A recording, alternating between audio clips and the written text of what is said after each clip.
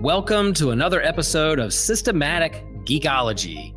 This is a space where we seek to create and cultivate healthy conversations between those things we geek out on and the philosophical and theological questions that often arise out of our fandoms. Like, what does it mean to be human? What makes a hero? What makes a villain? How do the stories and narratives we geek out on shape how we live in the world? We are your priest to the geeks. We aren't all ordained, but we see ourselves as mediators at the intersection of geek culture and going deeper in our faith. We don't always have to agree, but we do respect each other, and we see everyone as a beloved child of God. Everyone geeks out on something, so come geek out with us and enjoy the show.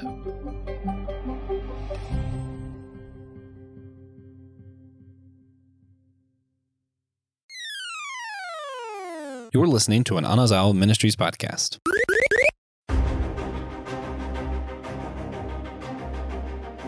Hey friends, I am super excited to go live here on YouTube and a little bit later on down the road on your podcast feed to talk about a surprise movie in my book, Godzilla Minus One. So yes, if you're with us on YouTube, smash that like button, hit subscribe, share with a friend. If you're listening to your earbuds, be careful. Every now and then there might be a Godzilla roar, so don't have your earbuds turned up too loud, or we may get sued for hurting your eardrum. No, that probably won't happen. But hey, we're here to talk about a fabulous movie. I cannot wait to talk about this. We have to talk about this movie, Godzilla Minus One. And a friend of mine, Trip Fuller, friend of the show, texted a group of us hosts and said, hey, I just saw Godzilla Minus One with my son, and we just talked about it for an hour in my car and teared up talking about it, and you have to talk about this movie. And I had friends tell me I need to go see this movie. I was like, yeah, I'll get to it one of these days. But when Trip said, you guys need to talk about it on Systematic Geekology, now it's time to get real and talk about it on Systematic Geekology and talk about this movie. We're not going to bury the lead. My co-host today, my fellow kaiju monsters are, we all love it. And so there's going to be lots of spoilers. We're going to talk about this movie in and through and out and in depth. We're going to go deep with this one. And so if you haven't seen the movie, pause it, go see the movie, come back, listen to the rest of this episode. And so without further ado, I'm going to invite some friends on this. I can't do this show alone. So I'm going to bring some friends along, and we're going to talk about Godzilla. So here we go. There he is. There he is. Kaiju Monster number one. Kevin, how are you doing? What's happening today on this cold Sunday afternoon? I'm doing great. This is by far like the best sound effects we've had on the show before. And I think this should be like our new call, like every time we start an episode, just because let's just have a Godzilla roar. But it's definitely, man, I'm doing, yeah. Yeah. So you're doing good. You're staying warm? I'm doing well. I haven't been inside all weekend, so it's, just hunkering down, but plenty to geek out on, and happy to do that. I'm excited for this one today. All right. So as you said, we're going to have to do some more Godzilla roars. Here we go.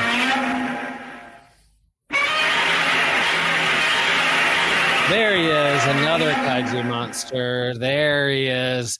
Christian, how are you doing today? What's happening in your world?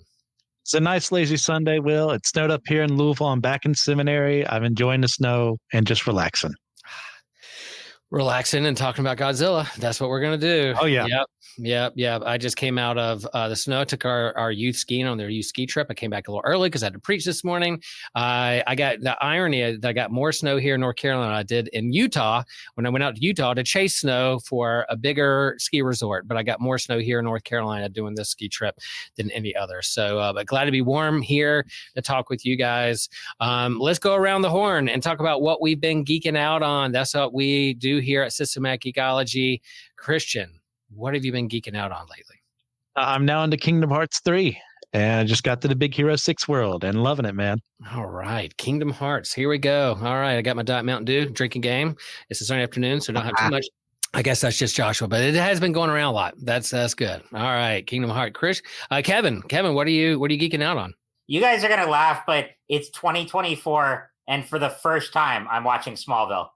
So I started from the beginning a few weeks ago. So I'm almost through season 1. It's one of those shows, like, I knew I would like it, and I remember, like, when I was a kid, it was on, but I was at that time obsessed with the DC animated universe. Yeah. And honestly, watching it as adult is kind of more fun because, again, it premiered in, like, 2001. So I was early elementary school. Watching a high school coming of age like a series, I think is just more meaningful to me now. And especially being able to look at it retroactively and look at TV of that era, look at how it, reinvents the Superman mythos.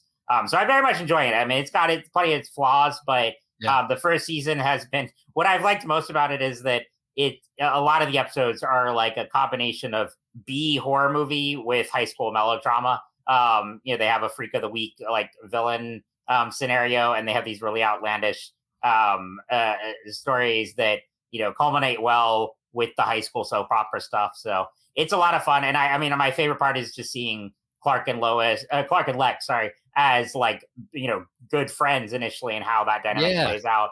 Michael Rosenbaum is great as Lex. So that's what I've been doing. That's really what I've been doing a lot outside of, like, comics and stuff. I've been doing, like, at least an episode or two a night, during the week. I love that because I was I probably would have been your youth pastor at the time when you were watching this show, Kevin, because I was watching this and I moved down to Florida, young family. I was this is before the streaming stuff going on. But Smallville, that was weekly appointment television for me because it was coming off the X-Files of the 90s and the Monster of the Week, and it kind of Smallville paved the way for the CW DC universe, all that stuff. So yeah, I definitely you're right. This should be a Systematic Geekology episode all by itself around Smallville and the portrayal of Superman and walking through. I really did like that show. I of course, all shows kind of sometimes wear out their welcome there. It gets to the end, and try to figure out where it was going to do, how you age these people up. Man, what a good show. See, you lured me to talk about it more than just a quick geeking out. That always happens on the show. I'll share where I'm geeking out. I'm geeking out on a new comic book that dropped this week, an issue number 1 called Avengers Twilight.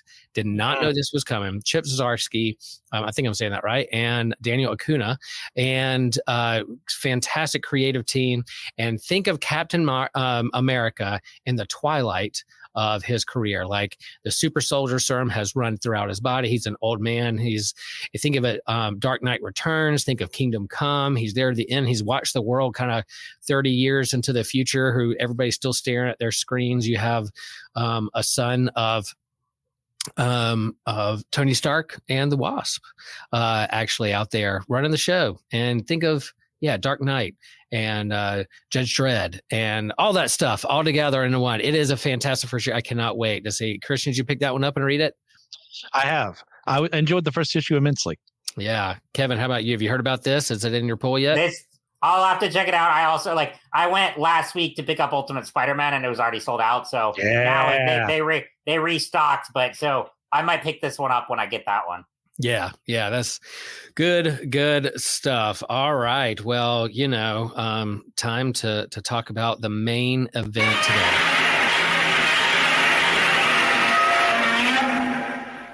Yeah, there you go. So, guys, we're spoilers.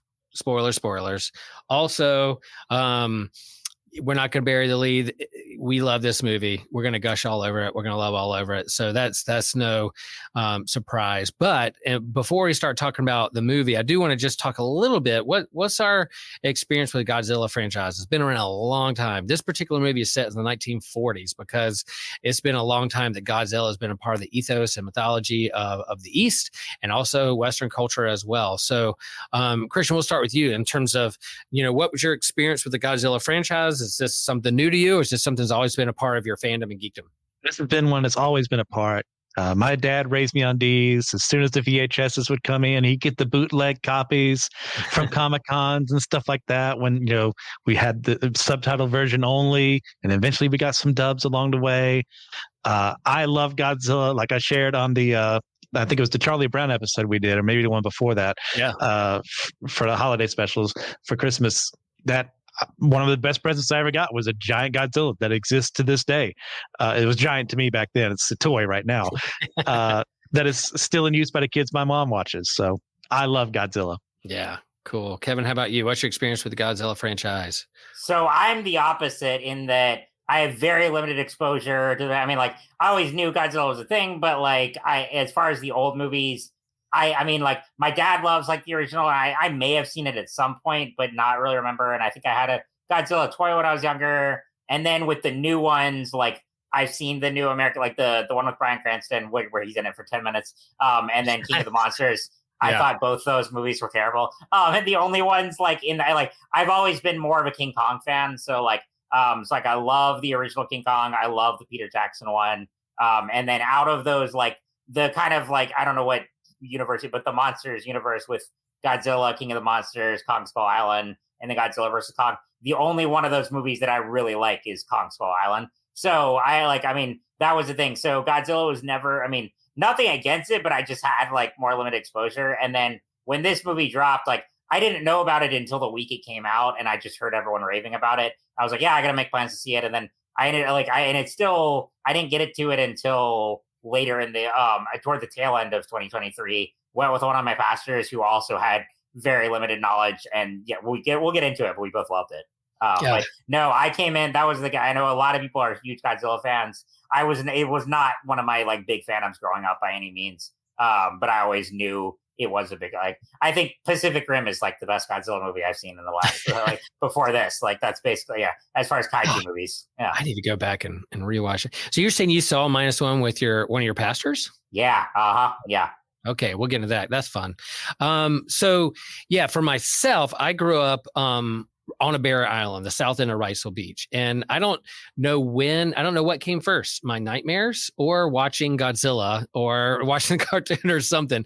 But I would have dreams as a little kid that monsters would come out of the ocean behind our house and walk through our neighborhood, like looking into homes and stuff. So I don't know if it was just that's a universal human nightmare, or if for some reason that was a dream I had as a little kid. And a big part of in the ocean, I could hear when the ocean got rough, I could hear the buoy off the sea, off the jetty, making this kind of hum noise. And you knew there was something going on out in the water. So when I was little, that kind of freaked me out. I was like, what is this noise I hear coming from the ocean? That's almost like this haunting groaning from the ocean. Eventually, I got a little older. I knew that means there are going to be good waves the next day. So I loved hearing that groaning or the buoy hopping up and down. So in the movie, when the buoys start going off and they're reading the buoys, I was like, yes, that's my dream. Yes, that's a surfer's, not nightmare, but dream that the waves are big. Here comes whatever. So that was kind of me when I was little. But I do remember, of course, seeing the movies on some channel on Sunday afternoons or Saturdays or whatever. They would play those kind of pulp classic monster movies and watch some Godzilla. And then they had a Saturday morning cartoon at some point, and then Marvel had the rights for Hanna-Barbera. Hanna-Barbera. They had some of those cartoons. So I've always it wasn't one of my biggest fandoms of all time, but I definitely liked it. And I do like the monster. I do like the monster of the week. I list this kind of evolution of Godzilla as a monster that you don't know if they're a hero or a villain, or they came to bring balance to the world order. Yeah, it's destruction. It's not worried about the common human underneath its foot, but it's just trying to bring balance to what was unbalanced and disharmony in the universe. So that kind of plot thread that's been a part of the movies as of late, not necessarily part of -1, but that's something that intrigues me as Monster Island. I like King Kong too. I like all the big monsters. I want to see how they fight, what happens. A new comic book that's out there, Justice League versus Godzilla versus Kong, is pretty good, merging these universes together because they're hot properties. So yeah, that's kind of my experience with it. And with this movie, we'll move on to kind of what lured us to see this movie. It was definitely on my radar. There's, whatever's coming out of Japan or the East of new Godzilla movies, and you have movies in the West of this kind of the Kong versus Godzilla. But the ones that are subtitled out from the East, they don't necessarily hit my movie theaters. And when they do, I'm kind of like, all right, who is this? What is this about? But I definitely had friends that had seen this. You know what this means. Oh, gosh. Kaiju monster. Time for some bad opinions. There it is. So yeah, here comes Joshua, another kaiju monster. I don't know if he's a hero or villain. Is he come to bring balance to the universe, harmony to this episode, or is he just going to smash us and not care who's under his feet? I'm just trying to think. Destroy you. What's the worst opinion that I can share today? You know, that's what I'm here for. Well, we've already spoiled that we all love this movie, so you're going to have to say that, because if not, then you're just lying to the people. Nope. Save it, Joshua. Hold your breath. I can't think of anything bad yet. Give me time. We're just talking about what lures me. I was saying that, I like Godzilla. I go to the movies, the big ones, the blockbusters that are out of Western studios. I'll do it. But this one, I heard about Minus One, the poster of, and we've shared it online, of the monster head chasing this boat, like looks like Jaws coming out of the water, is scary as all get out. And I was like, I want to see that movie, and had friends suggest it. And as I shared, Trip was like, are you going to do an episode on this? And we were like, I guess we should. So I'm going to go. I went to see the movie by myself, and it was incredible. I was blown away by it. So that's what did it. Kevin, what lured you to this movie to go see it? You said you went to go see it with your pastor, and I'm pretty proud of that. So what lured you to the movie? Yeah, it was kind of word of mouth, and like I remember because it came to the US, I want to say November-ish, something like that. And like I said earlier, I only heard about it the week it came out, and then people were saying how good it was. So I'm like, yeah, I'll definitely check it out. I was like, but there was, like you said, there was a bunch of others that I had to see first. So, like a lot of the like Oscar bait kind of stuff coming around the holidays, and then like the new Hayao Miyazaki movie, The Boy and the Heron, which is excellent. So stuff like that. And then it got to be the holidays, and I was making my top 10 of the year list, and I posted it on social media, and people were like, wait, where's Godzilla? Have you not seen it? I was like, I haven't seen it yet, but I'm going to. And I just was waiting for a chance to see it. And then, it was like the Saturday right before New Year's. I texted like one of my pastors who we play a Star Wars RPG together in a group from church. Like, he's a huge nerd. And I was like, okay, have you seen it yet? He's like, no, but I want to. So we just went and saw it that day. And it was really cool too, because it was at a theater that's not usually terribly populated. And it had been out for over a month, and there was still a decent crowd there at the theater. So he was also one a huge nerd as well, but also had a very limited Godzilla knowledge. And we were both talking before, and we're like, do you know if you need to know anything before? Is this connected to anything? And right. And everything I had heard was it's pretty standalone, and you really don't have to have any background. And that is very much true. So that was really just what lured it, was word of mouth. And like, I had not heard anyone not only not say a bad thing about it, but people were putting it on their top 10 or even favorite movie of the year list. I was like, all right, I got to see it. And I'm so glad I did. Yeah, I love it that it didn't make your top 10 list, and people are like, are you crazy? Have you not seen this yet? That was kind of my thing too. I listened to Fat Man Beyond with Kevin Smith and Mark Bernardin, and that was like his number one movie of the year. And when I heard that, I was like, oh my gosh, all right, man, the urgency was there. So good stuff. And are they talking about like top 10 for the year, or are they talking about just like top 10 in general? Top 10 for the year. Top 10 for the year. Yeah. Oh, okay. I don't even know if I saw 10 new movies last year. Yeah. So yeah. Yeah, well, I guess it's streaming or theaters. It could be both. Oh, okay. Christian, how about you? What lured you to see Minus One other than the Systematic Geekology chat? Yeah. I was aware of this coming out, but I very rarely see something in a theater unless I go out with my dad or brother. But there was one guy I know here. He doesn't have many friends, and I felt sad for him because he asked me to go with him. You might know him. His name's Joshua. And we went to the movie together and had a blast. I love this film so much. It is hard for me to restrain myself to talk about all the things I want to talk about yet, because I want to give other people the chance to talk. Yeah.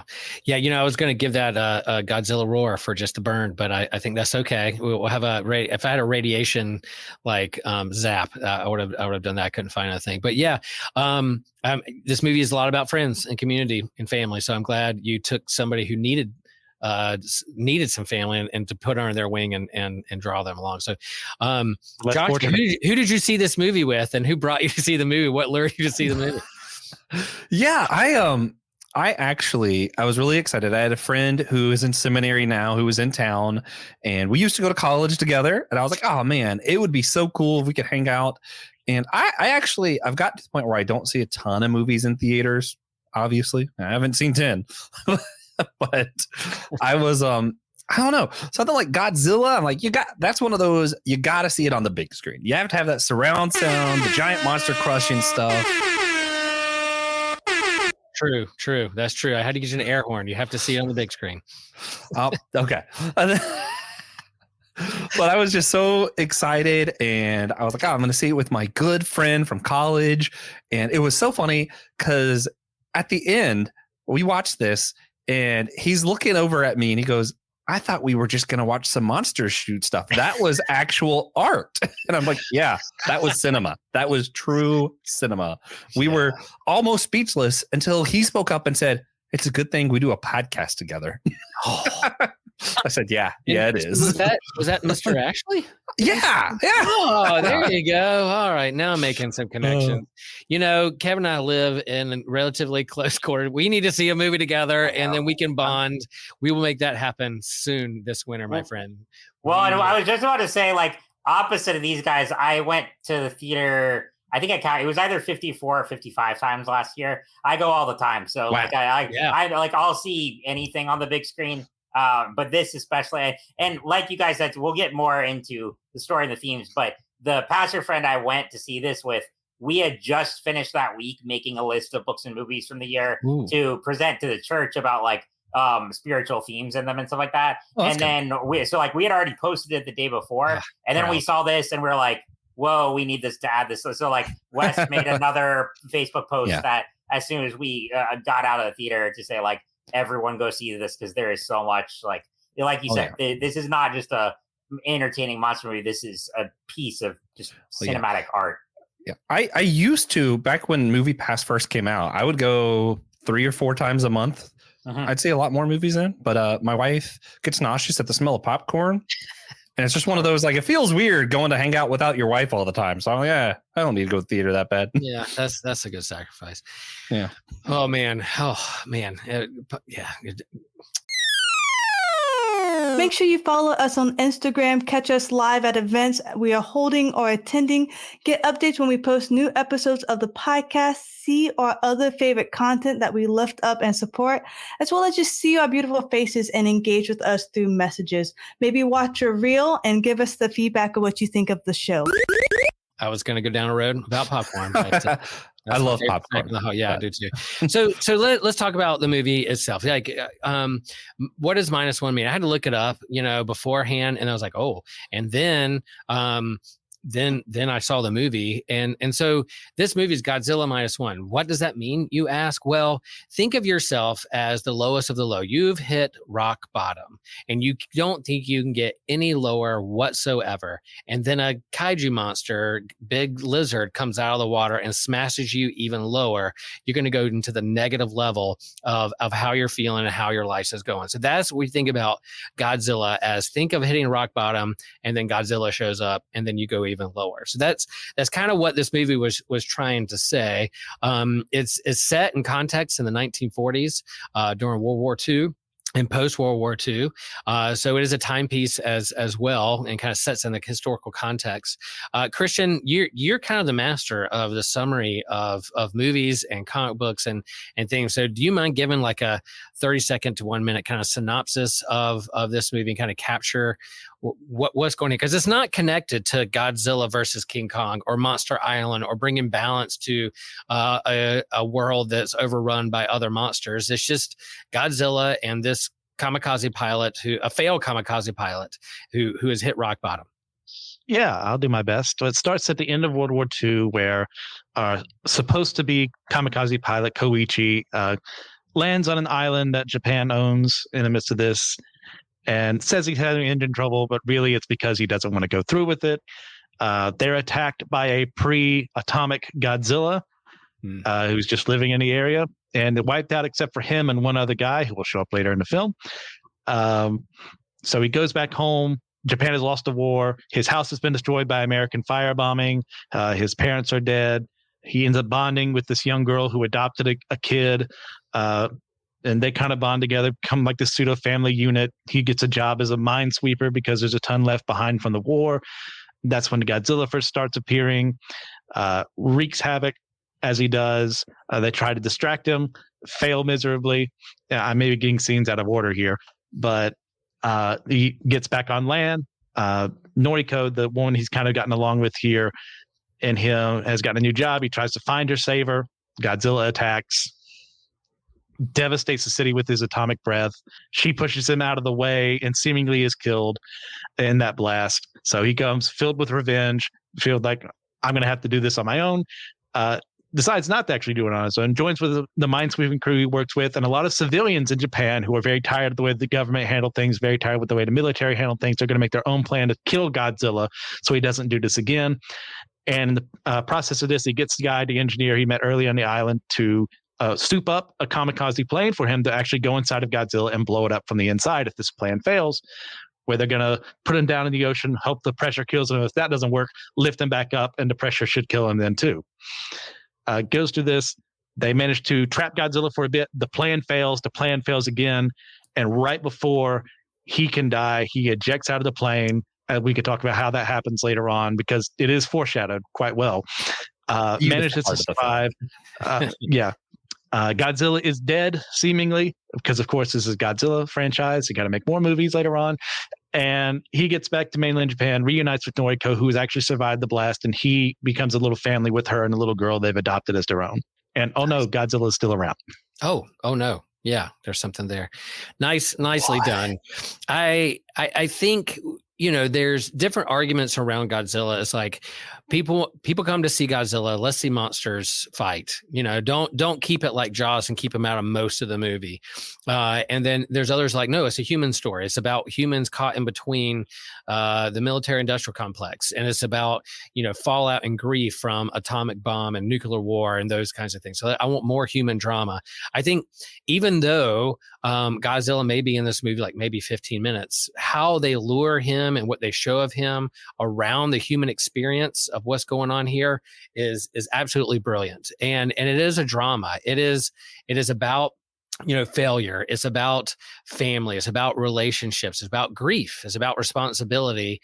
And man, those human elements, like I can't relate to anyone who's gone through World War II. I can't relate between a soldier who is dishonored because they didn't step up to their responsibility. But I can relate to the human experience of longing for family and grief and losing those I love, or trying to find your way in this world, not feeling like you have purpose. And on those heartstrings, on those universal themes of the human condition, that is what drew you into this movie, this fascinating. Wherever you are in your life and whatever you're wrestling with, whatever monsters you feel like you have to face, this movie will draw you in and pull you into that. So I think, man, there's just so much there.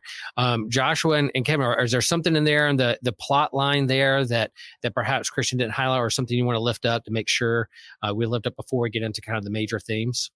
I would just say, I mentioned earlier that the only recent Godzilla movies I had seen were the American ones. And I think a big problem with those is a lot of it's also focused more on the human drama, but in both of the Godzilla and King of Monsters, the human drama and the human characters are so boring. It's just like, you just want God. That's why people complained. Is like, you wanted Godzilla to come out and just kill them all because they had some great actors, but they were so poorly written that I was bored out of my mind. It's the complete opposite here, where that's what draws you in. You have this great story of, like you said, a kamikaze pilot who is dealing with, his loss of identity and, feels the guilt of abandoning his post and what that means and, what heroism means. And we'll get into all of this, but that's what really drew me in. It was good human drama through and through. And not just with him, but with the whole ensemble. You had characters that were really likable, and you were rooting for them the whole time. And that, in turn, made you really see Godzilla as this massive threat and massive villain. And you wanted the humans to survive this time around. You wanted the humans to survive. And yeah, Joshua, what do you got there, in terms of the theme or plot that, before we get into the major themes? So first, I guess my wrong opinion of this episode is I love the drama and the humans in the legendary monster movies. Okay, I enjoy it. Okay, don't you give him any ground, Kevin. Let him have his bad opinion. Look, I don't enjoy it anywhere near as much, but I think it's because that's more of a political thriller. This was more of a philosophical drama. So there's different genres I would say. And I love political thrillers. I love political themes. I'm going to be on a lot of our political episodes this year because I just have fun with it. Captain America is my favorite for a reason. Oh, there's an episode then. The political nature of the kaiju monsters. There you go. All right, Godzilla Minus. Well, we do have sometime this year. We're going to try and pull Nick back in so that him and TJ can talk about what if Godzilla attacked the town of South Park. So that'll be fun. There you go. That's when we'll get into our politics there. But I can't wait for that. That's going to be later in the year, but I'm so excited. Which I don't know if you guys know this, but the legendary monster universe is the one that's currently crossing over with Justice League. Yeah, in the comics. Yeah, you've been here on time. So, you've been here on time. Well, you know, I had stuff to do after work, so I could afford to keep this podcast running. More important than Godzilla. If you want to help me keep the podcast running so I don't have to work so much, you can go over to patreon.com/systematic geekology or the shop. You could buy some. Someone just bought a shirt this morning. Might have been me. We'll see. No, I am off. That was the roar of Joshua asking for help. Go for it, Joshua. I love the theme, and I know you touched on a little bit of just the culture of being negligent towards life, and how it wasn't just a redemption story of our character; it was a redemption story of the culture, and that's something you don't see a lot of. And I loved that. I thought that was beautiful. That's what gets me excited when we're talking about this movie. It's just they built these planes for kamikaze. They didn't even have an idea of an ejection seat. And how does the movie end? They build in an ejection seat. Yeah. I love it. I love it. It was great. Yeah, and what was the phrase? Really? Oh, go ahead. Well, sorry. Yeah, it was just the phrase of live and survive, right? And so the whole movie is this character surviving and not knowing if he wished he survived or want to survive, what's going to keep him surviving or not, what's going to keep him going, where does he even find hope in this world? But I think the idea of like, hey, the concept and the shift is like, yeah, we're going to put an ejection seat here.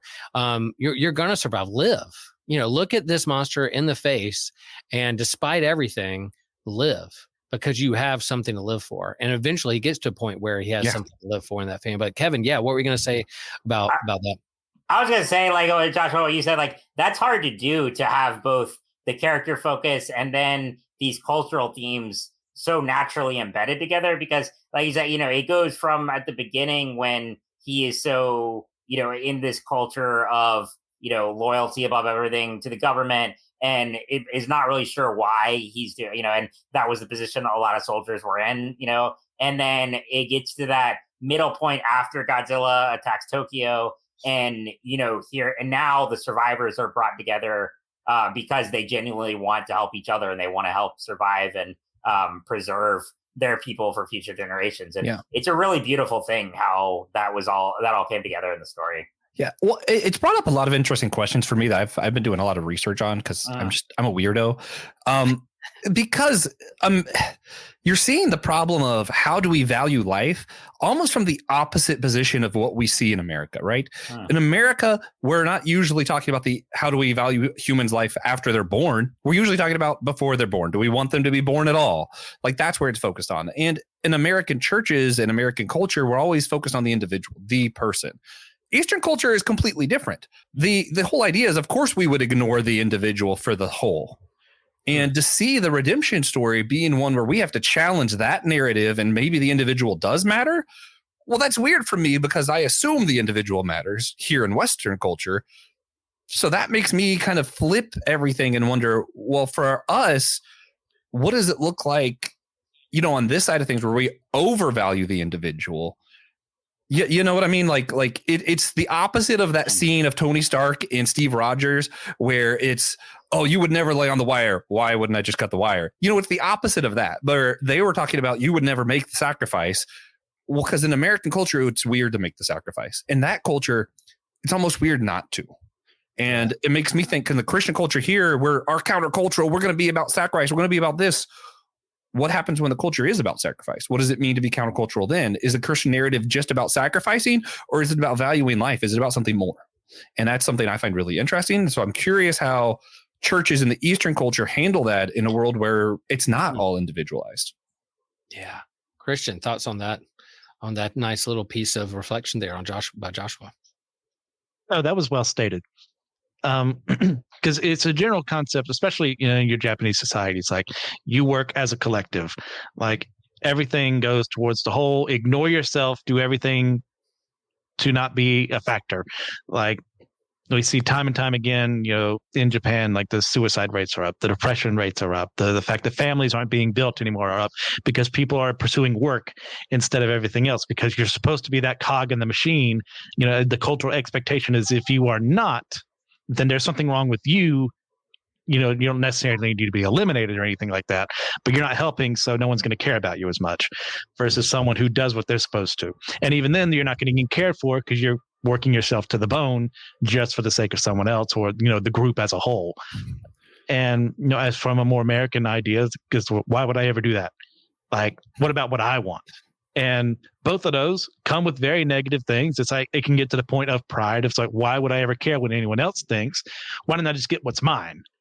And in this, like early on, like as soon as Koichi comes back to see his devastated house, there's his poor neighbor whose name escapes me at the moment, who has lost everything as well. And that he was a kamikaze pilot because she talked with his parents, and somehow he gets to survive and her family didn't survive. You weren't working to what you were supposed to be doing, and because of you, we lost the war. And that's an irrational thing to say. But from the cultural context, you kind of understand, well, everyone assumed this is what you were going to be doing. How dare you come back alive? Maybe if you did your job, this wouldn't have happened. That's the kind of the survivor's guilt with that. But that, the Godzilla legend is paired so much with this kind of PTSD with the atomic bomb. What monster is going to come get us now? And so this main character is, for some reason, and they don't explain why. And I'm glad they didn't, show the magician's tricks or anything. But he's pair bonded with Godzilla. It just seems like whatever's going on with him and what he's done, the monster shows up that he has to wrestle with to do it, and it follows where he goes. There's things that are happening. So there, it's not. Again, it's not the big monster island mythos or the center of the earth mythos, or there's another monster that needs to be defeated to bring balance to the harmony. No, it's just this guy is wrestling with a pretty big monster of weight of guilt, the weight of responsibility, the weight of grief, and how is that going to be handled? And for me, what hit hardest, what smashed the hardest, was this idea that it's not that he got out of it or defeated it alone. There's a community there. There are people that he bonded with to help him bring it out of it. And yeah, it's a small boat. It had Jaws feels to it. It's like, yeah, you're gonna need a bigger boat. But it's not about the size of the boat. It's about the people who he's with, who they think through the problems and help bring them out and help give him a spark of hope later on. So that for me, that it had Jaws vibes. It has this other kind of monster vibe. It's just had a different flavor to what we've been used to in Godzilla, and that's focusing in on family and community and friendship, and who you bond with makes a big difference in how you navigate a world that's very heavy and is filled with a lot of monsters. Yeah.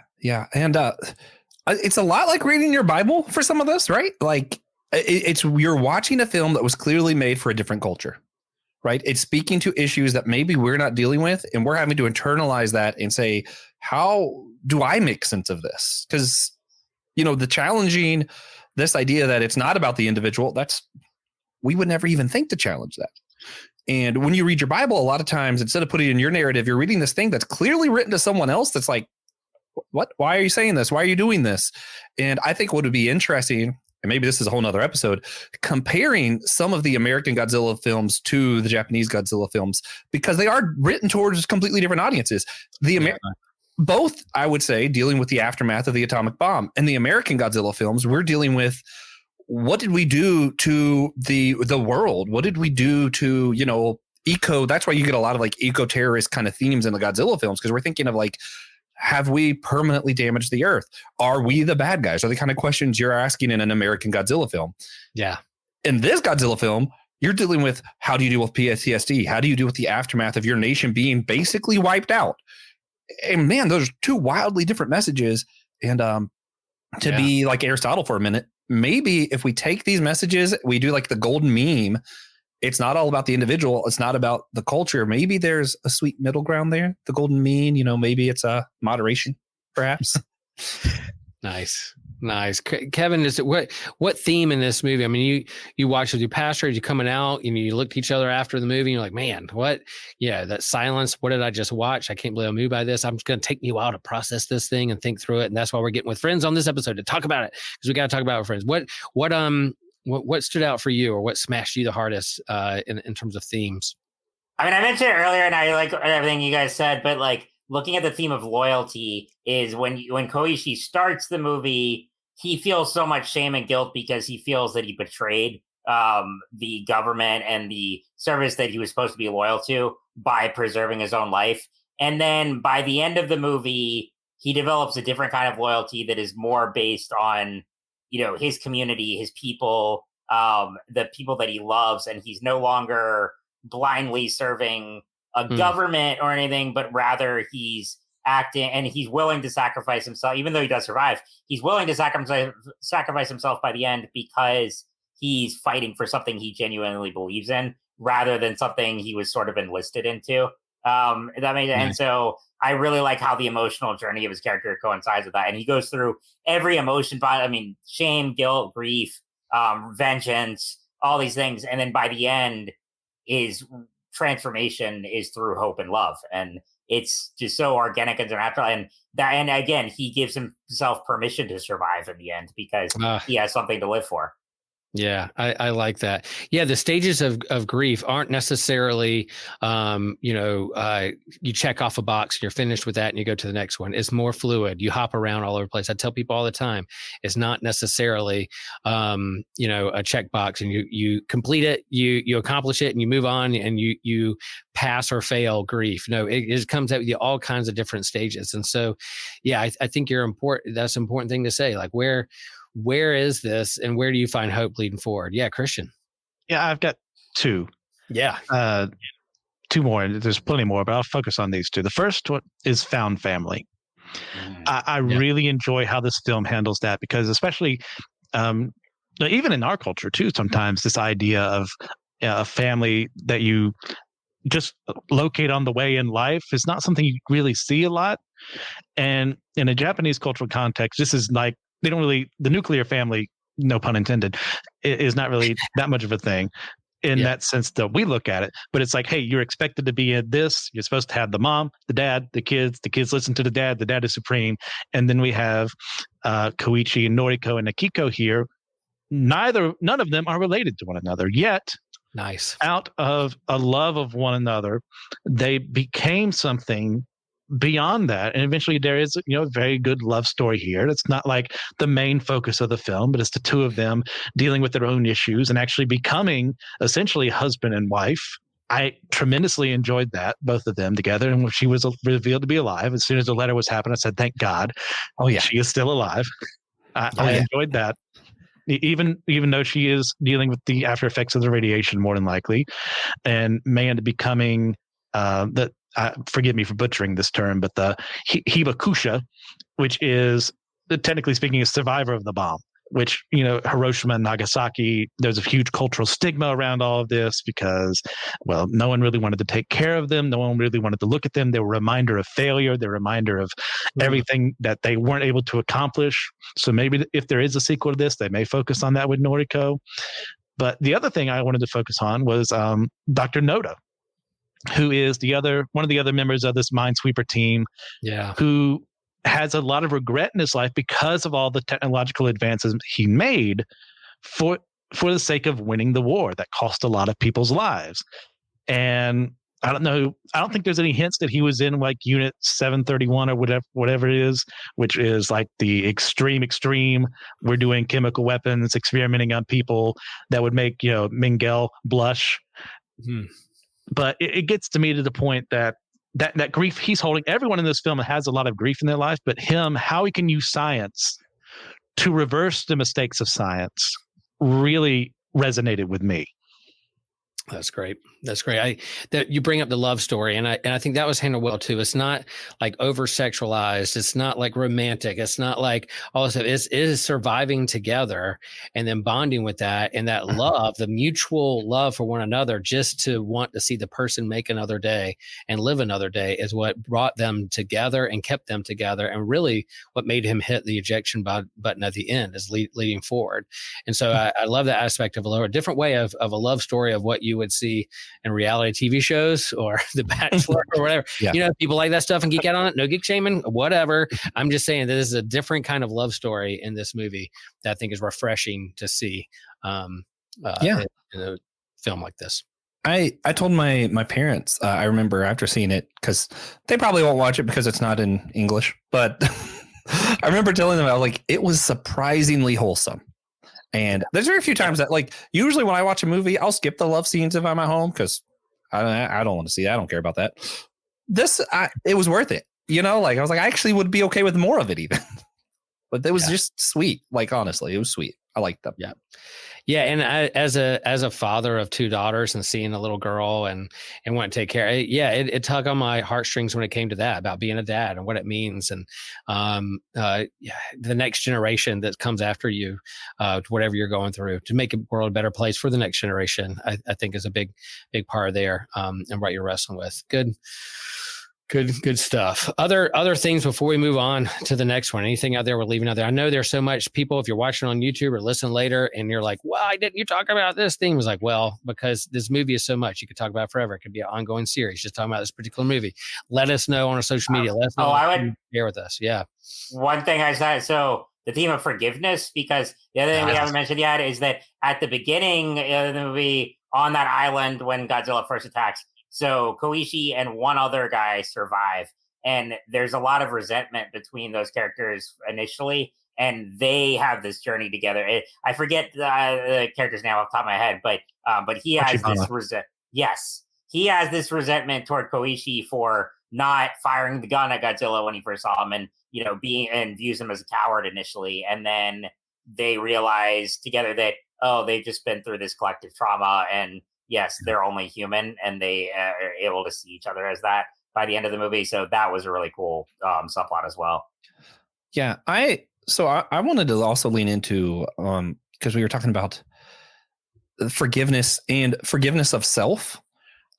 So this also goes to the love story. Part of what was I really liked about the love story was how much he got in his way. He didn't want to forgive himself, and also his own PTSD, how everything was following him. He didn't want to put her in danger. And, you know, I kind of relate to a degree. Like, after my accident, you know, I know I'm brain damaged. I know, you know, different things now. And it was hard to choose to love someone, because it's kind of like, I'm damaged goods now, right? Like, it's like, do I really want them to be stuck with not the best version of me? And that's a hard thing to struggle with, and to see that kind of put on screen. And it's weird, because it's one of those things, like, I feel like maybe that's not for everybody. Maybe not everyone can relate to that particular aspect, but for those who can, man, that was meaningful. Like, that was cool. That was good to see.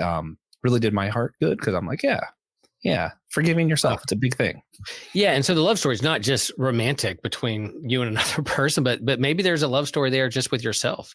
What is your love story with you, and how you see yourself is a big part of that story too. I think that's a very good point to make out in terms of how do you forgive yourself, but how do you love yourself as well, and see yourself as valuable and as a part of this world, and a part of community and relationships, and a web of relationships that matter. So I think that's a big part of this hero's journey. And this person, he's far from a hero, but there's a journey, there's redemption arc that brings him back. One thing I also want to bring up too is, as we're talking about, like, Godzilla gets bigger and more powerful the more it gets radiated, right? Like, there's a sense of how is this monster growing? And that old Native American folklore, what monster or wolf you're going to feed the most, fear or love. That's just going to get bigger and stronger. And so is there a commentary in this movie about as much as we fight, as much as we shoot and use these weapons like technology, that Godzilla's only get bigger because that's the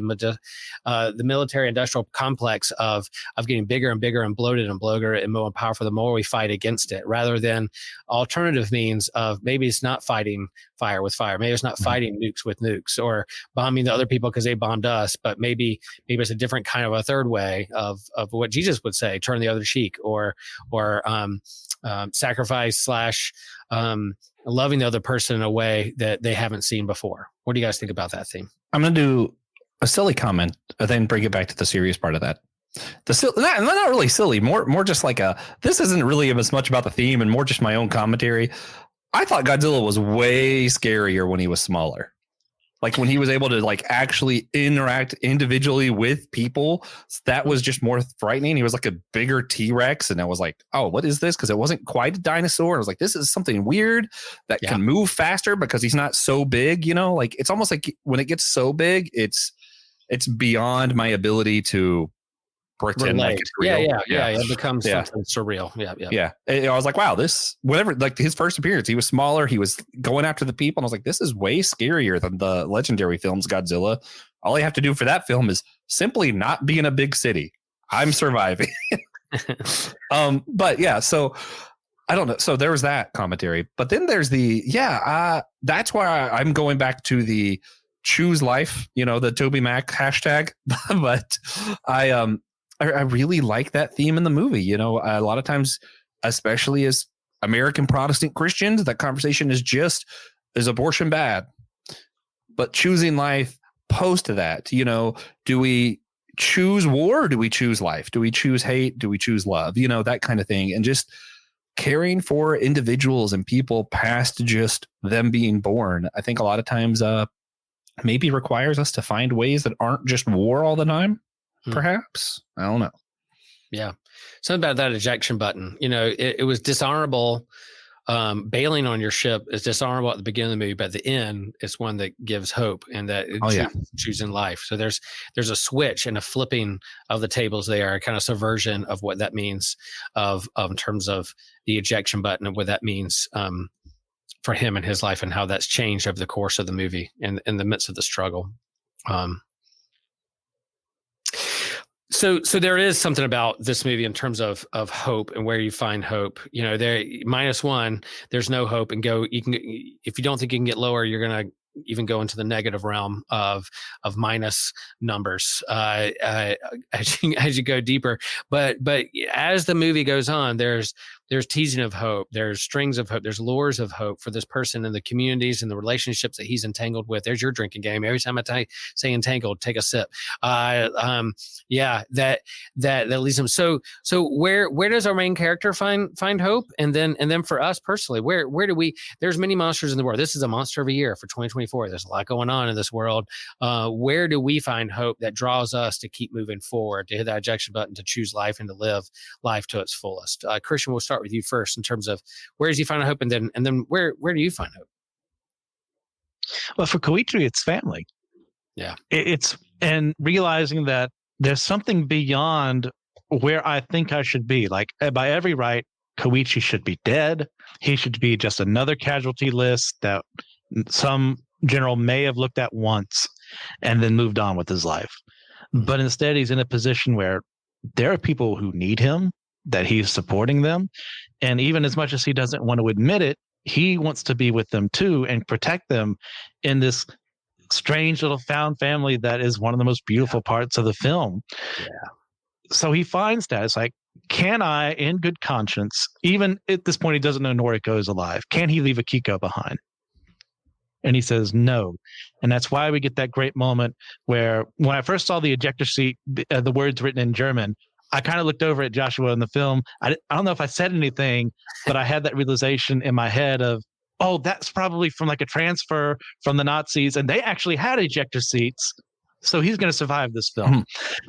And so when it happened, I was like, yes, I was right. But for him, it's like, hey, I have something more to live for. It's not just me wrestling with my guilt, my survivor's complex and guilt over what shouldn't have happened. I should have been a statistic. But because I'm not a statistic, I need to be a man. I need to be the leader of this family I have here and watch over them. And I can't do that if I blow up inside of a kaiju's mouth. Yeah. So he finds that hope, that will to live for their sake and for his sake. Now, for me, I mean, easy answer, Jesus. Like, Sunday school answer, Jesus. But there's a reason there's a cliche. There's a reason we go to him when we are in trouble and we feel like there's nothing that can happen to get us out of the situation. It's because he's the only one who can. How many times did Israel cry out to God after causing problems on their own end by worshiping other gods or following their own plans and living in their own pride? And God every single time eventually delivered them. That tells me that's how I should look at him. It's like, hey, no matter how far away I go, no matter how much I get too lost in myself or just too focused on my own pride, or to say, well, I'm never going to be good enough, so why should I bother? There is a hope that exists because of the sacrifice Jesus did for me that he didn't have to do, but he did it anyway because he loves. And if he can love me as bad as I've been, well, maybe I should do the same, not only to myself, but the people around me. Yeah, I like that no matter how far you get, no matter how minus 1 or 2 or 3 or 4 or 5 or 6 or 7 you get, God will be there. And that understanding of Christ going to the grave or going to rock bottom and even lower into the grave for us to drag and pull us out of it into new life is a fantastic message of good news for those out there. So I'm gonna resist trying to get on my Easter sermon, dust that off and start. But I think you're right. Like there is something about hitting rock bottom that's a wake up call for folks. Not that God causes that, but there is something about rock bottom that is a look in the mirror and go, where can I go from here? And then drawing us hope. Kevin, in terms of seeing the hope in this movie, where do you see hope in the world for you and others, and what keeps you moving and choosing life? Well, and echoing what Christian said about like in the movie, I think he has like a hesitation to fully love the family at the beginning because he's afraid to, and he can't. Like we've talked about, he was like this cog in the machine initially, and it's a journey for him just to surrender himself to the love for his family and to the people around him. And it's a really beautiful journey, and I love how the movie handles that. But I definitely agree there that that's where he finds his hope in. And then for me, yeah, I mean, of course, you can Christian said it really well, and I don't want to just like repeat that, but I think other things that are reflective of my faith, like I find hope a lot in stories and in fiction, and like that's what a lot of this podcast is about. Is like, I mean, yeah, it's not just these are just fictional stories that entertain us. I like when I'm in my darkest moments, like I like turning to media that I think it has a spiritual component to it that does provide me with solace and can help me better understand myself and the world around me. So I don't think those things are trivial at all. I think like we can use stories, we can rely on people around us, and that all very much ties into our faith. I love that. Yeah. Yeah. And, you hear a song that resonates with you, poetry, theopoetics, art, stories, the narratives that we follow and read are entertained by, but also give us hope because it resonates with our own story and our condition. That's a fantastic point. And that's why I think there's a kind of timeless aspect to this story of Christ that resonates with the human condition and draws forward. There is a comment up here about Trip Fuller I'm going to share in a little bit. I can't wait to read. But I'll share that in a minute. We'll let Joshua, you share yours, and then I'll share mine, and then we'll throw up Trip's comment up on the feed. Oh man, am I just sharing where I find hope, or am I supposed to like say the same things that Christian did about the movie because he was right? Well, he summed it up. That's exactly where I was. He did definitely great things in the movie, but if there's something in the movie you want to share about where you think where it's saying you can find hope and what brought him out of -1 into like life, where you find that in the movie, but also in your own life too. I'll try to decide how transparent I want to be. I'm going to be pretty transparent because hope's important. So first, echo everything that Christian said, a little more detailed. I love the part of the movie where in order to provide for his not girlfriend, not wife, and his not baby, He, of all jobs, he finds a job where they're going to go looking for mines because he doesn't value his life at all. He has no hope. And it's in that job that he starts making these relationships and these friends. So when he has given up hope, that is where he finds the hope. And I was like, I love that. I love it. Especially again, it's just something I can relate to. I remember so many times. So whenever I had my car accident, when I was unconscious, I had a dream and I kind of felt like I had this option to go on ahead or to come back. And it was kind of you have a ministry to do. Do you want to go help people? Do you want to come back? And I had that dream and I felt like I chose to come back. I came back. Maybe that was real. Maybe it wasn't. I don't know. But I know I've had plenty of times afterwards because, I live with this chronic pain. I live with all this stuff that I was like, I can't even think as clearly as I used to. Like there's these even math equations I used to be able to do that I can't do now. There's several times that I revisited the place the accident happened and said, God, just let it happen again. I'm done. I'm over it. And I've been to that point, right, where I've completely given up hope. And guys, this is my cheesy romantic story now, I guess. Who took my place at my job while I was out? I came back. I found the person who took my place there. It was my wife. That's how I met her because someone had to fill in for me. And it's just one of those times where it's like the thing that took the hope, right? The time I was the most hopeless, that's where I found love. That's where I found hope. That's where I found a reason outside of just, hey, I need to do these things because the church told me I need to help the world. So I'm going to help the world and check off my checklist. It's like, no, I found reasons to live because it was taken away from me. So man, it was just so relatable. And when I think of like, personally, I find hope in those kind of things, like the people around me, not to support our show fully. I always like to plug our show in, but like I find hope when I'm in the group text and Will says, man, Christian, I'm just so glad you're part of this team after listening to that episode. I find hope when, Elizabeth is like, hey, I don't know if anybody else would understand. So I wanted to share with you guys, look at this thing I just got, how geeky it is. And like our little group chats in our team here, the relationships we were able to build. I'm like, I find hope there, right?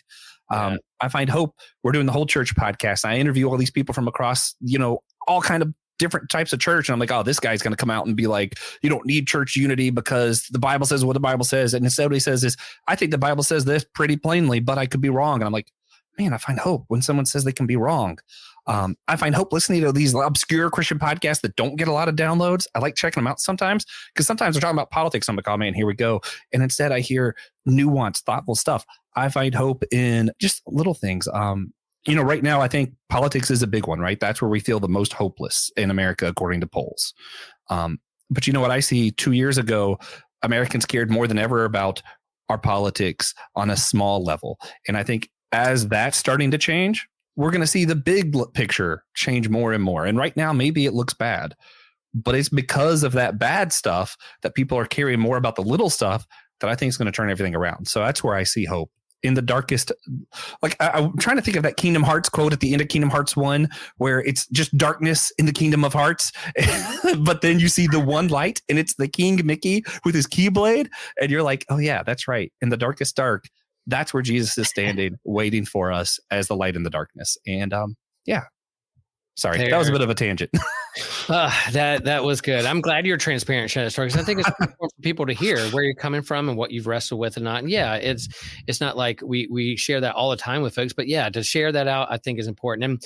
And your thought of finding hope in unexpected places is a big part of this movie. He went thinking he was going to find a job and just to do a job, and that's, let's find another way to die or get rid of my life. But hope does emerge, and that's where I'll share. Like for me, that's where I saw hope in the movie, is the found family and the community around him, but also my own life, my family, but also found family with you guys, with friends that I have had since elementary school, Sunday school, vacation Bible school, that were in youth group together, that we got kicked out of Sunday school class. We're still best friends and text and talk through the week, and we've all gone in our different ways, but have our own families and still chat. There's that friendships that emerge out of opportunities and doors through podcasts. And opportunities for ministry that keep drawing you that there is something larger than yourself, that God has claimed you and that you are beloved no matter what, and is drawing you into a moral arc of the universe that is bending towards justice and love. So yeah, can you believe a monster movie like Godzilla is drawing out this stuff out of us to talk about it? And that's exactly what this stuff does. Yeah. I want to share, we have a comment here from Trip. who suggested that we do this episode. It's only appropriate that he does it. So yeah, hope first emerged in the felt obligation to protect a kid, animated by his guilt, but it's transformed as he came to see himself in the pictures of his chosen daughter. He started to trust how she saw him and got the courage to seize life again. Yeah. So Well looking through others and seeing how they see you can help you animate your own life. And then there's another one. Oh man, look at here. We've always said Tripp is a man of impressive sentences and words. And here you go. To fail as a kamikaze pilot is a denial, betrayal of the religious, political, cultural system he was born into. When Eldridge and I discussed it, he pointed out that in the movie, he is discovering a new frame of meaning for life post deconstruction.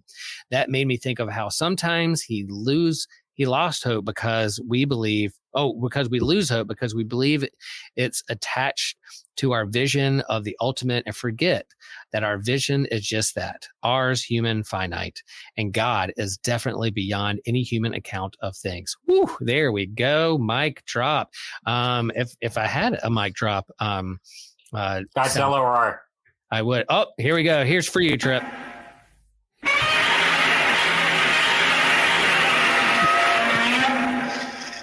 Good discussion, everyone. We could just talk about this more and more.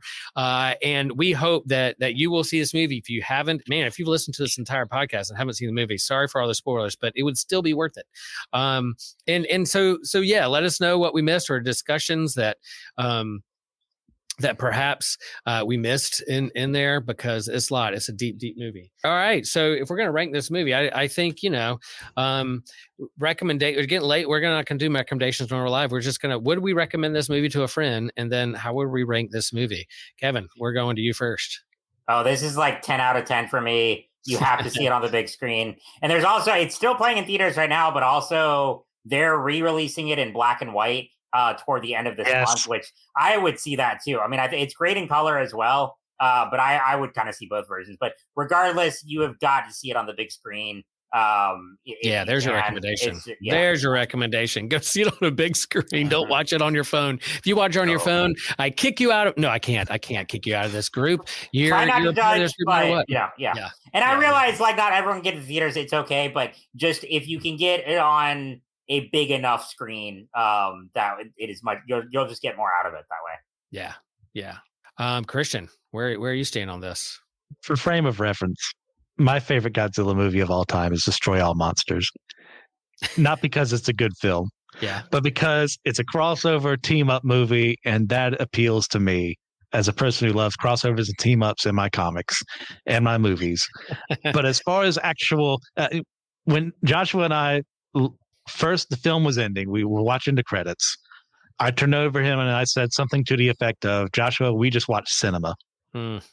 And this is a 10 out of 10 for me. I was worried, this is just recency bias, but I've had plenty of time to think since then. I love what this movie has to say about the themes. I love that we actually got a human story here, because normally I couldn't care less in a Godzilla film. This made me care about the human characters. This made me actually want to see them kill Godzilla, which is what I almost never want in a Godzilla movie. I want him to survive so we can have sequels and he can fight another monster and have goofy, kooky adventures. But no, this is the exact opposite of that, and it works. Yeah. I love this film. If you haven't seen it, watch it when it comes out in black and white. I plan to see it in black and white, but I think you'd have both. I think that's the cool thing, that this is such a big franchise, kind of like Star Wars. You have different versions, comic books, superheroes. You have the series, you have the dark, you have the vulgar, the rated R, but you have the light stuff too, the stuff that you go have fun with. They can sometimes draw and hold up a mirror to draw stuff out of you just as much. So yeah, I think that's good. Joshua, where are you gonna? I'm nervous because this is the guy with the bad opinions. I'm scared where he's gonna rank this thing. Even his ranking system is a little off, but I'm gonna trust him that he's gonna make the right choice here. Joshua, how do you recommend this film, and would you recommend it for a friend? I mean, definitely recommend it for a friend. I don't think it has to be on the big screen. I feel as though there was not as much monster stuff as like legendary monsters. You probably good watching it on a TV. Don't watch it on your phone. Don't do it on a phone. Okay. Good. All right. You save yourself a little bit there, but but if you have a TV that's like at least 60 inches or more, you're fine. It's fine. I'm still going to disagree. Make sure you have a good sound bar, yeah. though. You need the sound effect at least. Yeah. If I'm rating it against other Godzilla films, I'd probably put it at a 10. If I'm rating against like monsters in general or horror in general, I'm probably like 8. Put a solid 8. It was a really, really good movie. I loved it, but I definitely can think of monster movies and stuff that I liked more. Yeah. Okay. That is one of the highest things I've heard you rank, though. An 8 is up there. A Joshua 8 is like a 20 in Will's book. So that's pretty good stuff. I would highly recommend this to a friend. I'm definitely going to see it in black and white when it comes to theater. Go see it in the theater. That's my recommendation. Don't watch it on your phone or TV. But if you can't get the theater, you have to watch it on TV. I fully understand that too. We understand that. No geek shaming. I'll also recommend comics, Justice League versus Godzilla versus Kong. Oh yeah, that's a good one. Going there with heroes, good depiction of the Justice League and Superman and Batman. Batman's care for Superman and how much he loves him. You don't see a lot of emotion out of Batman, but boy, man, his care for Superman, this is pretty cool. So yeah, I will give this thing a complete 10. It is a masterpiece in how you do film and cinema and directing and human story and monsters and special effects, and they even have a boat in there and water and like there's so much stuff there. And so I'm curious if it will win an Oscar. What kind of award it's going to get? Foreign film, regular film, favorite music? I don't. What? Yeah. You do you award shows, Kevin? Do you have a prediction of whether this is going to be an Oscar? I don't think it will make like an Oscar, but like it's gotten a lot of like pop. It has been up for other awards and stuff. I don't know exactly how it works with getting something like this that. It could, I guess, be up for a foreign category. But I pay somewhat like when it comes to award shows, I like seeing actors and filmmakers that deserve it get the recognition. But overall, I don't lend a ton of amount of like credibility to them. They're primarily popularity contests, but I like when underdogs come out and win. It's cool, but I don't, but regardless, I don't really care if this gets that kind of recognition. I just like that it's beloved by everyone who's seen it. Yeah. Can I do a couple of recommendations? Did I cut you off with recommendations? Yeah. No. I didn't know doing recommendations. Depends. Listen, since you mentioned the Godzilla versus Justice League versus Godzilla versus Kong, I don't know. I get the order out of order. Yeah. We got it right for Comic Book Ketchup. That's what matters. If you're on our YouTube, go to Comic Book Ketchup, check that out. That's not my recommendation. A Godzilla closer to this Godzilla Here There Be Dragons, those comics, I love them. Godzilla fights a lobster kaiju at one point. So much fun for me. And also what I've been geeking out on, Christian, last time me and him hung out, we played a game, Killer Bunnies and the Journey to Jupiter. Fantastic game. So much fun. And I found out that there's kind of some people petitioning to get the other expansions done because they never finished the game. And so the more people care about it and play it and do this stuff, the more likely I am to have a finished version of that game. So please play Killer Bunnies and Journey for Jupiter. It will take you many hours, but it's fun. There you go. Are the bunnies like kaiju monsters that come out of the water and raise the We're in space this time. We're in space this time with bunnies. But there's Star Wars bunnies, Star Trek bunnies, Firefly bunnies, all kinds of weapons. Yeah. Well, I don't know if I can talk over the outro music or not. Does that work? Am I talking over the outro music? Probably, but hey, it's a part of the podcast. And we're like, oh, Christian has a couple things. He's doing bunny ears. I don't know what. Yeah, well, that too.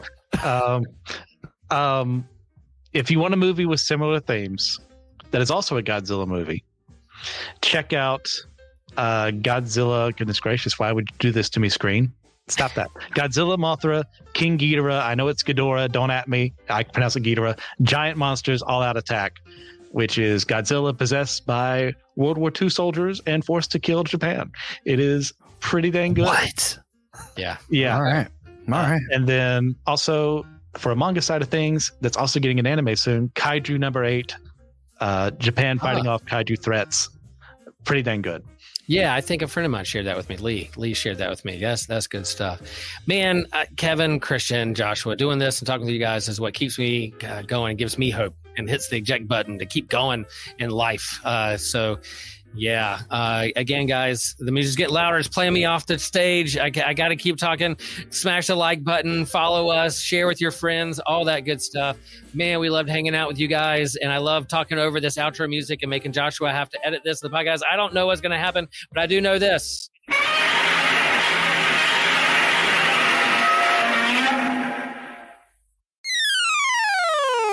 Hi, my name is TJ. I'm here to tell you about the Systematic Geekology shop. That's where we post all of our merch. It is hosted on Creator Spring, and we have a ton of really cool merch, mostly clothing. We have hats, extra soft t-shirts, sweaters, hoodies, and more. Our hosts wear them all the time. It's actually super comfy. We have glassware, mugs, which everybody loves a good mug. Fill out your cupboard. Get rid of some old ones, which is the part that I never do. That's why I have too many cups. We have cloth bags, posters, and it's really stuff. We like to put our icons on there. We like to put quotes, things we come up with, and it's cool. It's a cool way, and a lot of it is pretty subtle too, to show support for one of your favorite shows. And my personal favorite is actually our SG dad cap, which I haven't been reluctant to buy it because now I have to wear hats at work and then I get tired of wearing hats, but it's really cool. It's really understated. It is our logo right here. And then it says Systematic Geekology on the back. It's great. It's a really good hat. We have a few of them floating around. Check it out. And if we could all just rock the SG dad cap in public, I think that'd be pretty sweet. If you love our show, you can follow the whole network in a single feed on Spotify at Anazao Ministry Podcast or the network page on Apple Podcasts. There you'll find shows like The Homely, The Whole Church Podcast, My Seminary Life, Let Nothing Move You, Dummy for Theology, The Bible After Hours, as well as mine and my husband's show, The Clydes, where my husband Taylor and I go through weekly discussions in a devotional conversational method to help us all get closer to one another and God.